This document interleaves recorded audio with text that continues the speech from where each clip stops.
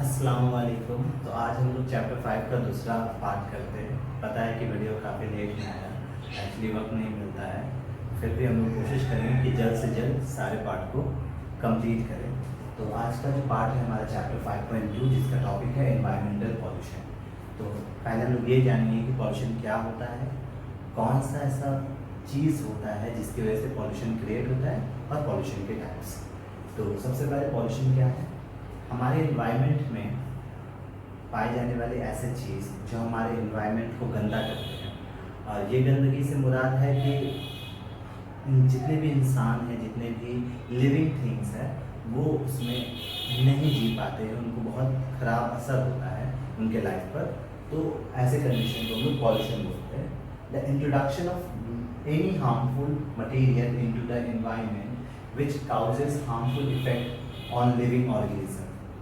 हमारे इन्वायरमेंट में अगर लोग किसी भी प्रकार का हार्मफुल मटेरियल्स को इंट्रोड्यूस करते हैं, अगर हम लोग harmful materials, just for example we are using pesticide, हम लोग पेस्टिसाइड का यूज करते हैं। तो वो पेस्टिसाइड क्या होता है, खेत में डाला जाता है, और फिर क्या होता है कि वही पेस्टिसाइड जो है पानी के जरिए, खेत के इरिगेशन वाले पानी के जरिए नदी और तालाब में बह जाता है। तो उस तालाब और उस नदी का जो पानी होता है वो गंदा हो जाता है, पॉल्यूटेड हो जाता है। तो ये एक ऐसा मटेरियल था, जब हम लोग इन्वायरमेंट में इंट्रोड्यूस किए तो इन्वायरमेंट को इफेक्ट किया, खराब असर किया, एंड उसकी वजह से जितने भी लिविंग ऑर्गेनिज्म है वो सारे लिविंग ऑर्गेनिज्म उस प्रॉब्लम से जूझ रहे हैं। नेक्स्ट है पॉल्यूटेंट।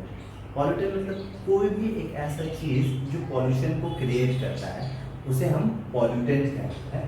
जस्ट फॉर एग्जाम्पल, जैसे हम आपको बताया पेस्टिसाइड, तो पेस्टिसाइड क्या है? एक ऐसा मटेरियल है जो पॉल्यूशन क्रिएट कर रहा है। तो उस मटेरियल को हम लोग क्या नाम देते हैं? पॉल्यूटेंट नाम देते हैं। नेक्स्ट है type. Air pollution, water pollution, soil pollution and noise pollution. यही मेन है जो आपको पढ़ना है कि ये इनका काउजेस क्या है और इनका इफेक्ट क्या है, कि इनसे मतलब ये सब जो पॉल्यूशन है, एयर पॉल्यूशन, ये किस कारण होता है, दूसरा इनका क्या क्या इफेक्ट होता है। चलिए बढ़ते हैं आगे।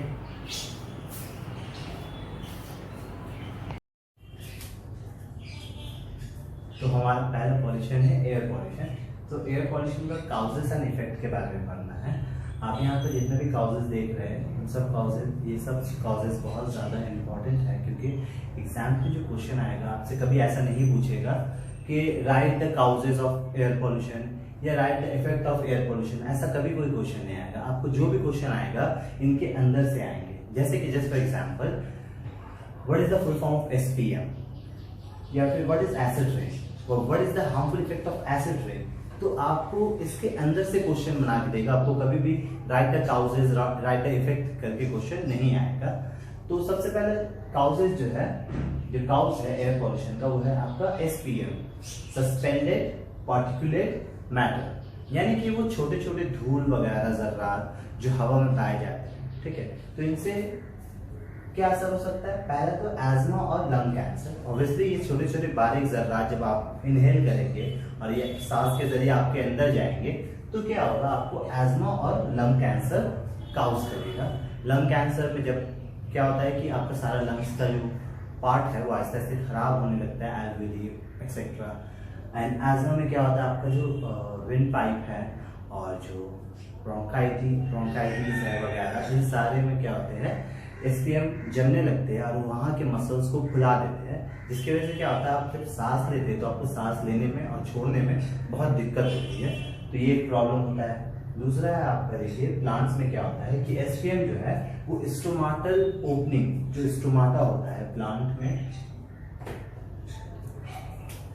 प्लांट के लीव्स में बहुत सारा ओपनिंग होता है, जिसकी वजह से क्या करता है? प्लांट कार्बन डाइऑक्साइड को अपने अंदर ले सकता है। और कार्बन डाइऑक्साइड मदद करता है प्लांट को फोटोसिंथेसिस करने के लिए। तो कार्बन डाइऑक्साइड मदद करता है फोटोसिंथेसिस करने के लिए। तो वो कार्बन डाइऑक्साइड प्लांट में कैसे आता है? Through the stomata. पर एसपीएम क्या है? ये छोटे छोटे जर्रात है। तो क्या होता है? ये स्टोमाटा का जो ओपनिंग है उसमें जा करके इस तरीके से ब्लॉक कर देता है रास्ता को, जिसकी वजह से कार्बन डाइऑक्साइड सही मात्रा में, सही मिकदार में अंदर नहीं जा पाता है। और क्या होता है, फोटोसिंथेसिस में बहुत दिक्कत होता है। अगर आप जानते ही है कि फोटोसिंथेसिस अगर ना हो तो क्या होगा कि प्लांट अपना खाना नहीं बना पाएंगे। अगर प्लांट अपना खाना नहीं बनाएंगे तो उसके ऊपर लोग डायरेक्टली या इनडायरेक्टली निर्भर करते हैं, तो वो भी नहीं हो पाएगा।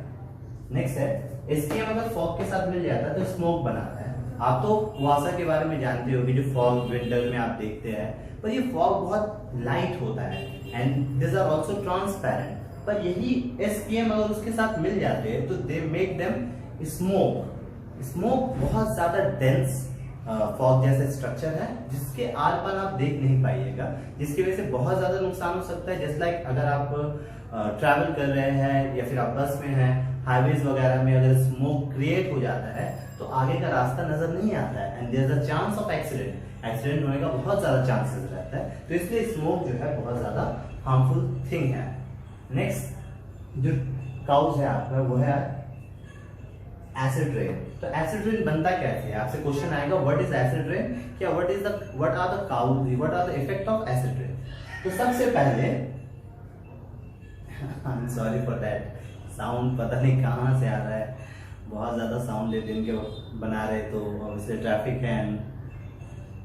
12 बज रहा है अभी दिन कि मुर्गा क्यों अभी एग्जाम ले रहा है डोंट नो, पर आई एम सॉरी फॉर दैट। तो एसिड रेन क्या होता है बेटा, factories, power plant, vehicles, power plant जहाँ पर बिजलियाँ पैदा होती है, factories, various type of factories हो सकता है जहाँ पर बहुत सारी चीज बनते हैं, व्हीकल्स, इन सब में से SO2 sulphur dioxide and nitrogen dioxide gas निकलता है।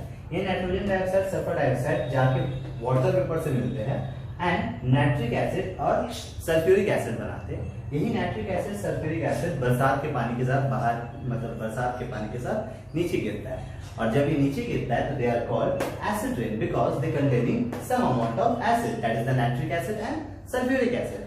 तो इसमें कुछ अमाउंट ऑफ एसिड रहने की वजह से एसिड रेन को हम लोग क्या बोलते हैं, एसिड रेन बोलते हैं। अब एसिड रेन से प्रॉब्लम क्या है, सब number 1 stone cancer. Stone cancer क्या होता है, ये एसिड रेन जब किसी मार्बल वाले स्ट्रक्चर, मॉन्यूमेंट या स्टैचूज पर गिरते हैं तो उनके मार्बल्स की फिनिश को खराब कर देते हैं, येलोनेस लेकर के आते हैं, क्रैक कर देते हैं, और ऐसे हालत को हम लोग स्टोन कैंसर बोलते हैं। जस्ट लाइक ताजमहल के साथ जो हो रहा है, ये पूरा मार्बल का स्ट्रक्चर है, उसमें क्या होता है जब एसिड रेन गिरता है तो उसका पूरा स्ट्रक्चर व्हाइट से येलो होते जा रहा है, और साथ ही साथ क्या हो रहा है कि स्टोन कैंसर की वजह से ताजमहल में क्रैक्स भी आना शुरू हो गया है। नेक्स्ट क्या होता है, इससे एसिडिटी जो होता है लेक का, और इसलिए एसिड रेन जब नीचे गिरेंगे तो जो लेक होते हैं, तालाब, झील वगैरह, इनमें जब एसिड रेन मिलता है तो वो सारा उनका एसिडिटी बढ़ जाता है। और हम जानते हैं कि लेक्स में, इन सारे लेक्स, प्रॉन्स वगैरह में, इन सब में क्या होता है बेटा, एक्वेटिक एनिमल्स और प्लांट्स रहते हैं। तो एसिडिटी बढ़ जाने की वजह से क्या होता है, वो एक्वेटिक ऑर्गेनिज्म डेड हो जाते हैं, सर्वाइव नहीं कर पाते हैं। And the last one is हमारा जो मिट्टी होता है, जब ये एसिड रेन नीचे गिरता है और मिट्टी में मिलता है तो मिट्टी के एसिडिटी को बढ़ा देता है, तो मिट्टी में पाए जाने वाले जितने भी मैक्रो ऑर्गेनिज्म होते हैं वो सब मर जाते हैं। और आप जानते हैं कि मिट्टी में पाए जाने वाले मैक्रो ऑर्गेनिज्म ये क्या करते हैं, ये मिट्टी के फर्टिलिटी को बढ़ाते हैं। अगर ये मैक्रो ऑर्गेनिज्म मर जाए तो मिट्टी का फर्टिलिटी खत्म होते होते एक दिन ऐसा आएगा कि इनफर्टाइल हो जाएगा, तो ये भी बहुत बड़ा प्रॉब्लम है।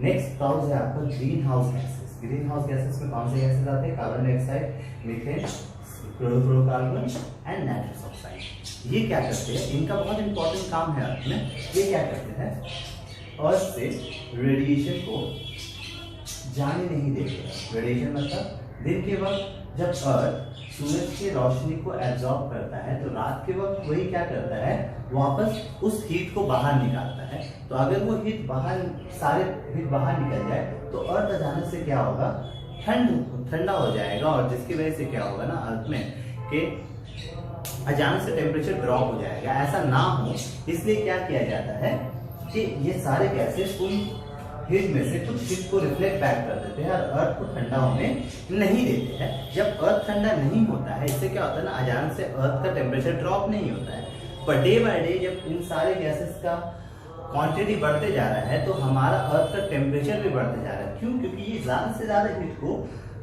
कैप्चर कर लेते हैं और अर्थ से जाने नहीं देते, जिसकी वजह से अर्थ का टेम्परेचर बढ़ जाता है। अर्थ का टेम्परेचर बढ़ जाना ही क्या कहलाता है मेरा, ग्लोबल वार्मिंग कहलाता है। इस ग्लोबल वार्मिंग से आप तो समझते होंगे कि क्या होता है। पहला चीज, अर्थ का टेम्परेचर बढ़ता है नॉर्मल से। दूसरा क्या होता है, टेम्परेचर बढ़ने की वजह से जितने भी पोलर रीजन में आइस कैप है, आइस वगैरह जमे हुए हैं, वो सारे जो है मेल्ट करना शुरू करते, गलना शुरू करते, और वो गल करके सारा पानी समुद्र और तालाब में जाता है। ये समुद्र और तालाब का पानी जब बढ़ जाता है तो क्या करता है, फ्लड, सुनामी, और जितने भी कोस्टल एरियाज है या फिर जो एरियाज नदी के पास है वो सारे पानी के अंदर आ जाते हैं। इससे बहुत सारा जान माल का नुकसान भी हो सकता है। तो ग्लोबल वार्मिंग का ये सारा प्रॉब्लम क्रिएट होता है जो ग्रीन हाउस गैस होता है। तो ये 3 बहुत इंपॉर्टेंट काउजेज है और उनका 3 इंपॉर्टेंट इफेक्ट है जो अंडरलाइन किया हुआ है एग्जाम्स में। कई दफा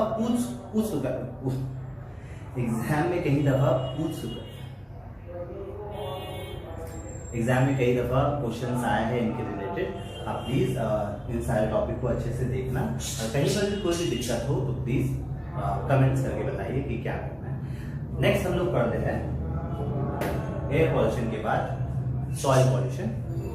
नेक्स्ट टॉपिक है सॉइल पॉल्यूशन। सॉइल पॉल्यूशन का काउजेज और इफेक्ट क्या है। इंसान की एक्टिविटी की वजह से क्या होता है, बैक्टीरिया और प्रोटोजोआ जो हार्मफुल होते हैं वो क्या होता है ना, सॉइल में मिक्स हो जाते हैं। तो अगर ऐसा बैक्टीरिया प्रोटोजोआ सॉइल में मिक्स हो जाता है तो ये क्या करता है, इंसानों में बहुत सारी बीमारियों का कारण बनता है। एक एग्जाम्पल है क्लॉस्ट्रिडियम टेटनाई। ये क्या करता है, टेटनस नाम का बीमारी पैदा करता है इंसानों में। दूसरा है आपका बैसिलस एंथ्रासिस। ये क्या करता है, एंथ्राकस नाम का बीमारी पैदा करता है। टेटनाई में क्या होता है, अगर हाथ का कोई भी पार्ट कटा वगैरह होता है और मिट्टी में आप वैसे ही उस कटे हुए पार्ट के साथ रहते या काम करते, जैसे फॉर एग्जांपल किसान जो है, अगर किसान का कोई भी पार्ट है बॉडी का वो कटा हुआ है और उसी के साथ वो क्या करता है, खेत में काम करता है, तो क्लॉस्ट्रिडियम टेटनाई जो है उसके बॉडी में उस जख्म के जरिए एंटर कर लेता है और बॉडी के उस पार्ट के मसल्स को बहुत डैमेज करता है। इवन टेटनस सुनने में बहुत नॉर्मल सा लगता है, पर इसकी वजह से बॉडी पार्ट को काटना भी पड़ता है जिस बॉडी पार्ट में वो इंटर करता है। नेक्स्ट काउजेस है fertilizers, pesticides, lead and mercury. ये क्या करते हैं, ये सॉइल के फर्टिलिटी को कम कर देते हैं। हम लोग सब जानते हैं पेस्टिसाइड जो है वो पेस्ट को मारने के लिए एक केमिकल है, एक दवाई है, और फर्टिलाइजर जो है वो केमिकल फर्टिलाइजर जो खेती बाड़ी में यूज होता है for the production of crops, but due to the excess use of the fertilizer ये क्या करता है, हमारे सॉइल की फर्टिलिटी को कम कर देता है। साथ में लीड, मर्क्यूरी, ये क्या करता है ना, किसान जो खेत में काम करते हैं उनके ब्रेन और लिवर को भी बहुत ज्यादा अफेक्ट करता है, असर करता है, नुकसान पहुंचाता है। हम लोग यहाँ पर देख रहे हैं कि पेस्टिसाइड और फर्टिलाइजर ये सॉइल की फर्टिलिटी को तो खत्म करते ही है, साथ में क्या होता है ना, क्योंकि ये केमिकल जब किसान डालता है अपने खेत पे तो होता क्या है ना कि ये पेस्टिसाइड और केमिकल फर्टिलाइजर जो है प्लांट भी एब्जॉर्ब कर लेते हैं। प्लांट एब्जॉर्ब करके इसको अपने अंदर जमा करते हैं। तो प्लांट के बॉडी में कोई भी ऐसा पार्ट नहीं है जिसकी मदद से वो क्या करते हैं, क्या कर सकेंगे, इन सारे पेस्टिसाइड या केमिकल को जो एब्जॉर्ब किए वो उसको बाहर निकाल सके। तो ये उसके अंदर एक्यूमुलेट होते रहता है, जमते रहता है, एंड देन उस प्लांट को अगर कोई इंसान डायरेक्टली या इनडायरेक्टली कंज्यूम करेगा तो क्या होगा, वो सारे केमिकल उस इंसान के अंदर जमना शुरू करेंगे। और इस तरीके से क्या होगा कि अगर वो सारे केमिकल इंसान के अंदर जमा होना शुरू होंगे तो इस प्रोसेस को हम लोग बोलते हैं बायोलॉजिकल मैग्निफिकेशन या फिर बायो एक्यूमुलेशन। तो ये चीज बहुत खतरनाक है, क्योंकि अगर ये पेस्टिसाइड्स वगैरह हमारे अंदर जमा होने लगेंगी तो हम हमारे अंदर क्या करेंगे, डिफरेंट टाइप ऑफ डिजीज को पैदा करेंगे, तो जो बहुत नुकसान कर सकता है। तो सॉइल पॉल्यूशन का ये काउजेस और कुछ इफेक्ट है। नेक्स्ट हमारा है वाटर पॉल्यूशन। तो वाटर पॉल्यूशन का काउजेस क्या हो जाता है, जब हम लोग नाला वगैरह का पानी यानी कि सेवेज वाटर अनट्रीट करके हम लोग वाटर बॉडीज में डाल देते हैं तो वो क्या करता है ना, बहुत सारा वायरस बैक्टीरियाज को पैदा कर देता है पानी में।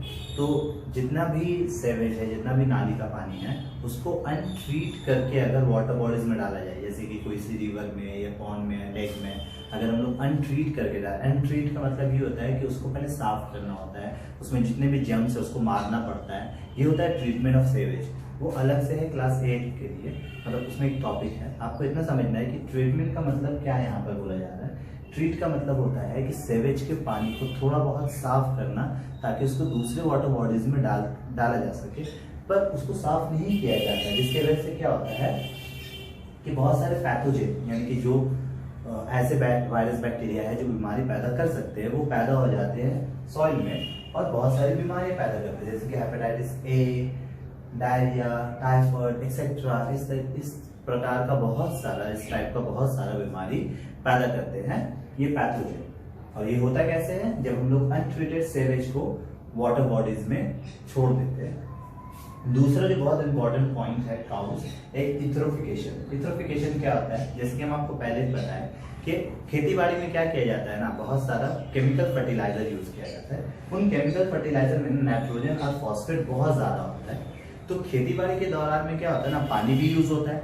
तो जो पानी हम लोग खेत में डालते हैं उसमें से कुछ हिस्सा जो है वो बह करके आसपास के नदी और तालाब में चला जाता है।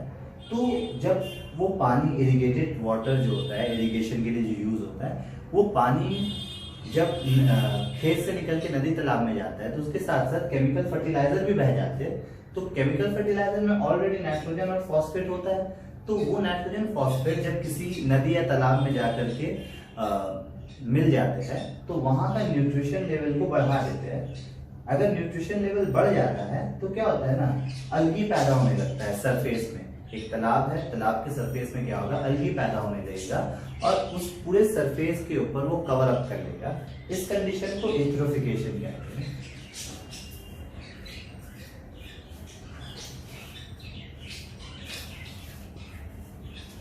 कुछ इस तरीके से देखें, यहाँ पर क्या है, एक नदी है, नदी के ऊपर में पूरा जो है आपका अलगी पैदा हो चुका है। तो ये क्या किया है, पूरे नदी के सरफेस को ढाक दिया है।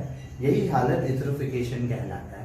और ये होता है उन केमिकल फर्टिलाइजर्स के यूज करने से, जो हम लोग उन केमिकल फर्टिलाइजर को यूज करने से जो किसान जो है खेत में डालता है, खेत के पानी के साथ ये केमिकल फर्टिलाइजर बह जाते हैं और जाकर के किसी नदी या तालाब में मिल जाते हैं। और उससे क्या होता है, नदी या तालाब का न्यूट्रिशन बढ़ जाता है और उसकी वजह से अलगी और एक्वेटिक प्लांट्स का जो प्रोडक्शन है, जो फॉर्मेशन है, वो नदी तो नहीं बोलेंगे, तालाब या झील के ऊपर में फैलने लगता है। तो वही कंडीशन यूट्रोफिकेशन कहलाता है। अब इसका इफेक्ट क्या होगा, ये जो अल्गल ब्लूम्स यानी कि जो नदी के ऊपर में अलगी का फॉर्मेशन हुआ है, ये क्या करेगा, ऑक्सीजन का लेवल डिक्रीज कर देगा। दूसरा, सनलाइट जो है वो मतलब कि वाटर बॉडीज के अंदर नहीं जा पाएगा। अगर सनलाइट वाटर बॉडीज के अंदर नहीं जा पाएगा तो वाटर बॉडीज में पाए जाने वाले जितने भी प्लांट्स है वो फोटोसिंथेसिस नहीं कर पाएंगे, तो इससे ये भी एक नुकसान होगा। And the last one is BOD यानी कि बायोलॉजिकल ऑक्सीजन डिमांड। बीओडी का मतलब है बायोलॉजिकल ऑक्सीजन डिमांड। इसका मतलब जैसे कि हम पहले बताए आपको कि ऑक्सीजन का लेवल कम हो जाएगा, तो वाटर बॉडीज में पाए जाने वाले जितने भी एनिमल्स हैं वो एनिमल्स को ऑक्सीजन नहीं मिल पाएगा और वो आहिस्ते आहिस्ते मरने लगेंगे। तो ये कंडीशन कहलाता है बायोलॉजिकल ऑक्सीजन डिमांड। तो ये एक छोटा सा कुछ काउजेस और इफेक्ट है, इसमें से यूट्रोफिकेशन ज्यादा इंपॉर्टेंट है मधुमेह के लिए और बीओडी, ये दो टॉपिक ज्यादा है। और कभी कभी दे देता है कि कौन सा बीमारी होता है, तो याद रखना ये सारा बीमारी का नाम और किसकी वजह से होता है, वाटर पॉल्यूशन की वजह से होता है। नेक्स्ट लास्ट वन है आपका noise. The last pollution is noise pollution. वैसे तो नॉइस पॉल्यूशन से ज़्यादा कोई क्वेश्चन देता नहीं एग्जाम में, पर फिर भी टॉपिक है तो पढ़ना पड़ेगा, क्या पता अगर दे दे। तो इसका काउजेस बहुत सारा है और हम लोग वैसे भी जानते हैं कि नॉइस पॉल्यूशन कैसे होता है। व्हीकल्स, डिफरेंट व्हीकल्स का आवाज़, जब एयरप्लेन लैंड करता है या टेक ऑफ करता है तो उसका आवाज़, रेल इंजन का आवाज़, लाउड स्पीकर जो पॉलिटिकल रैलीज या मीटिंग्स में किए जाते हैं उनका आवाज़, या फिर कंस्ट्रक्शन साइट जो होता है जहाँ पर बिल्डिंग्स वगैरह बन रहे हैं या कोई दूसरा कंस्ट्रक्शन चल रहा है तो उनका आवाज़ से भी पॉल्यूशन क्रिएट होता है। The last one is factory से आने वाले आवाज़। ऑब्वियसली फैक्ट्रीज में बहुत सारे मशीनों का इस्तेमाल किया जाता है तो वहाँ से आने वाली आवाज़, इनका इफेक्ट क्या होता है इंसानों के ऊपर, सर में दर्द, मेंटली डिस्टर्ब रहते हैं, इरिटेट रहते हैं, नींद सही से नहीं होता है, फैटिग यानी कि थकावट फील होता है, ब्लड प्रेशर बढ़ जाता है, और जिसकी वजह से डिफरेंट टाइप ऑफ बीमारियों से गुजरते हैं। एंड एनिमल्स में क्या होता है, एनिमल्स में भी ऐसा नहीं है कि उनको कोई फर्क नहीं पड़ता है। एनिमल्स में भी क्या होता है, वो इरिटेट हो जाते हैं, यहाँ वहाँ भागने लगते हैं, और लास्ट में कभी कभी क्या होता है कि इसी इरिटेशन में, इसी प्रॉब्लम में क्या होता है कि वो लोग कभी कभी इंसानों की बस्तियों में ढुक जाते हैं और खुद भी नुकसान उठाते हैं और इंसानों को भी नुकसान पहुंचाते हैं। तो ये था नॉइज पॉल्यूशन का काउजेज और इफेक्ट क्या होता है। यहाँ से आपको जो भी क्वेश्चन देगा सब 1 मार्क्स या 2 मार्क्स में देगा, उससे ज़्यादा का आपको क्वेश्चन आएगा नहीं। अगर आया भी ज़्यादा क्वेश्चन तो किसी और क्वेश्चन के साथ आपको मिक्स करके देगा। तो ये था हमारा 5.2 चैप्टर, जिसमें हम लोग पॉल्यूशन के बारे में पढ़े। नेक्स्ट में हम लोग 5.3 में जाएंगे, और साथ साथ लाइफ साइंस के साथ में फिजिक्स का भी और मैथ्स का भी वीडियोस अपलोड करने वाले हैं। तो प्लीज़ आप लोग चैनल को सब्सक्राइब करके रखिए और शेयर करिए अपने उन सारे लोगों से जो अभी क्लास 10 में हैं और जिनका माध्यमिक आने वाले हैं, या फिर जो अभी क्लास 10 में जाने वाले हैं। They can also see that videos. पर आपको ये वीडियोस ज़्यादा काम देगा जब आप लोग सेंटर के करीब पहुँचते हैं, क्योंकि ये जो चैप्टर है ये सबसे आखिरी चैप्टर है और सबसे इम्पॉर्टेंट भी है, क्योंकि इसमें 24 मार्क्स ये चैप्टर कैरी करता है। तो इस चैप्टर को अच्छा से पढ़ना बहुत ज़रूरी था, इसलिए मैंने सोचा कि वीडियोस बनाए जाए। फिजिक्स और मैथ्स के भी वीडियोस अपलोड होंगे इस वीडियो के बाद में। Thank you very much, please share करिए। अल्लाह हाफ़िज़।